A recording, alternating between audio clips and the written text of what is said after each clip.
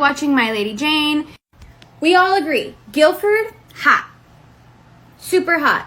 We all have a crush. But as your Tudor-obsessed book talk bestie, I have to beg the question. Y'all know who Robert Dudley is? Do you know who his brother is? Okay, strap in because I'm about to tell you. Let's back it up a bit. Bess here. In reality, if you aren't aware, sorry if it's a spoiler alert, but in reality, Bess ends up being queen. The best queen there ever was, in my honest opinion, but when you're compared to Bloody Mary, I don't know what to tell. While she is queen, she had a contentious friendship with this hottie right here, Robert Dudley, Guilford's older brother. How did Queen Elizabeth know this hottie? Well, they knew each other since childhood in King Henry's court, her father, and then they also did spend some time in the Tower of London when some other folks lost their heads. Sorry, Janie. That's right, Robert Dudley. Arguably, in my opinion, the hottest Dudley brother around. Known for his fantastic legs and his great banter with Queen Elizabeth I. So much so that everybody thought that they were annoying.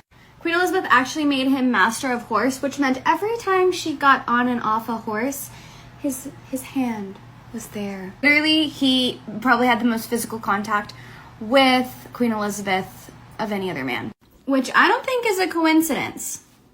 Everybody thought that they were hooking up, but Queen Elizabeth swore up and down that she never did. But everyone argues that they did or they didn't still to this day. You might be asking, what's the big deal? Why didn't they just get married if they were so obsessed with one another? Well, he sort of had a wife while he was at court flirting with the queen in front of everybody. But it's fine. She died. She fell down a flight of stairs. Whoops. Cue everyone freaking the fuck out. Because of the timing of his wife's death, everybody thought that it was a scheme between Robert and the queen.